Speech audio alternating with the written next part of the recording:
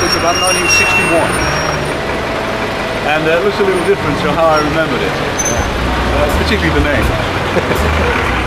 Wow, hasn't this changed? My goodness me. And how small it is. How small. It's hard to believe that 2,000 people were crammed in here. 200? 2,000. 2,000 people? I lied about the 2,000. Sounds impressive. It's incredible how small it is. It always felt small, but not this small. I wonder if anything's actually changed as regards that. I can't see that the wall looks like it's an original one, doesn't it? When we went along there, Cliff was actually standing sort of kind of like this, as one does in a tailor, with a tailor drawing chalk marks, you know, the kind of thing they do, and pull the sleeve off and all this sort of thing. And he looked at us and kind of went, hi. You know, the lip went up and we said, hi, you know. And there we were 17, well, we were 16 actually. Cliff, as you know, is quite a bit older than us.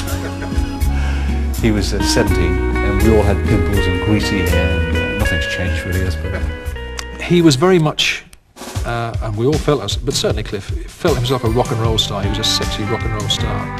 The Daily Mirror and all these things, you know, we give this music 6 months and all that.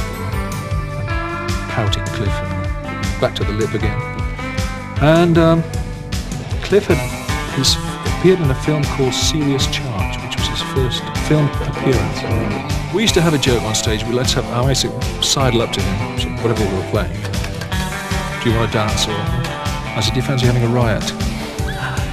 And we would have a riot because Cliff, he would just wiggle his leg a bit more. It's difficult now, here in 1993, to imagine Cliff Richard was a serious sex symbol. And of course, someone had to do it. And people insinuated at the time that maybe Cliff was not exactly pleased that we now had our own success, particularly as his record, which Bruce had co-written, a song called Please Don't Tease, was knocked off #1 by Apache. But in actual fact, he was delighted with that success, because people didn't really understand how close the relationship was between us at the time. And just as we were delighted that he was continuing to have his enormous success, he was equally delighted, and perhaps more so, I think, because he was the one that had got us into that position where we had a recording contract. And after having persuaded Norrie to listen to us, wasn't he proved right?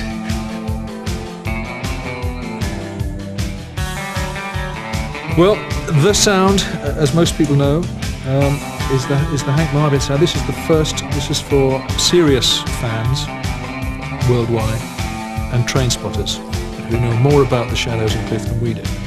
This is the first Fender Stratocaster in the UK. Cliff Richard imported it in about March of 1959 for Hank to play. But we were talking, Cliff and myself, about guitar sounds, and we loved the American sound.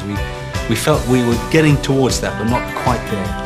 And he said, what sort of guitar do you think you should be playing to get those sort of sounds? And we thought, well,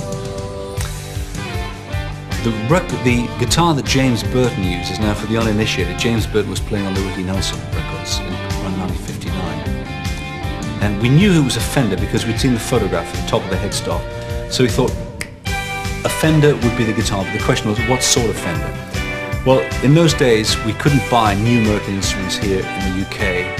I believe there's some sort of import ban. The only way of doing this was that Cliff would, or his management would write to the United States, they'd bring in this guitar.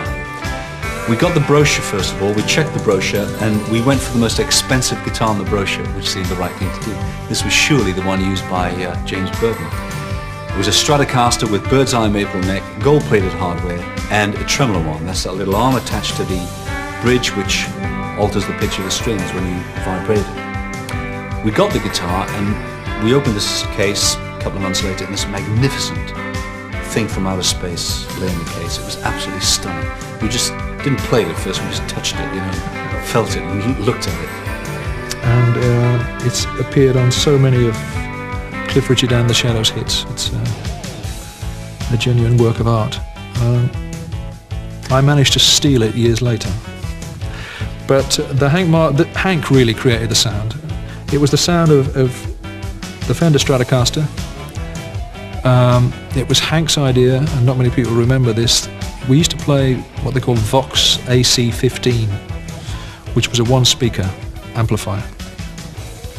And Hank said to Vox at some stage, "Can't you make me an amplifier with 2 speakers in it?" So they put 2 AC15s together, which became the famous AC30. And that's how it was created. That's what it was created with. This guitar, the amp, the echo box, but much more important, I have to say this, is the way Hank played it. He bought it. But what role? He's always had money, that man. When I sit here now looking at this cellar, this very tiny cellar, there seems to be some of that atmosphere of 1958 still somehow in the walls of the building. I can almost hear voices and hear the music we were playing and see the people crammed in. And when I think of how fortunate I was to be in this Two Eyes coffee bar that day in 1958 when John Foster came in looking for a guitarist, and that led to that meeting with Cliff. I mean, I really shudder to think what my life would have been without that chance meeting. And in all honesty, it didn't do a lot for my career, but as you well know, it made the world of difference to Cliff's. But it was Licorice, bless him, I think, that started the discussions after, I know. Started Hank, talking to Hank, talking to Cliff. And I think they seriously got into it from 1963. His attitude towards recording through perhaps the early part of the 70s started to be not as positive as it should have been. And he was content with maybe second best. And records were not selling as big as they should have been if he'd been getting the right songs and the right recording. And I think one of my colleagues in the Shaz, Bruce, really played an important part at that time in giving his career a big kick, recording-wise. He was making some fairly bland, if that's the right word, bland records. Cliff will disagree with you. Cliff is convinced it's about the occult and there's a message against the occult. It isn't. But who am I to argue? There's a famous line in there. Cliff still thinks it's about cats. If you're out on a moonlit night, be careful of those neighbourhood strays. He's talking pussy, not cat. So I think Cliff, because of his situation, has to find something that fits, and it's the occult, but it's not really. I think as he's got older, he's got more self-centered. And I think that's due to the fact that he's not married, he has a lot of family, and it's quite common. I've known other people in similar situations who, when they haven't got this, naturally they become self-centered. They don't have a wife to consider, they don't have children to consider, they think only of themselves, and that's quite natural. And I think the older you get in that situation, the more self-centered you become.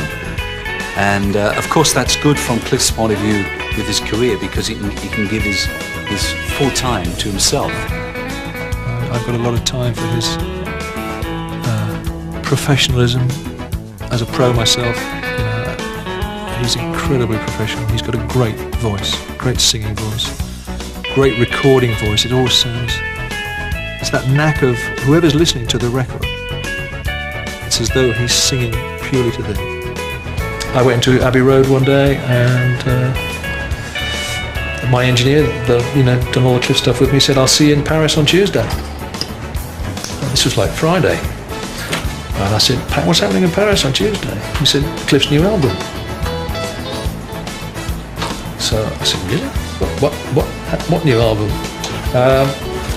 And that's how I found out that I wasn't doing the next albums.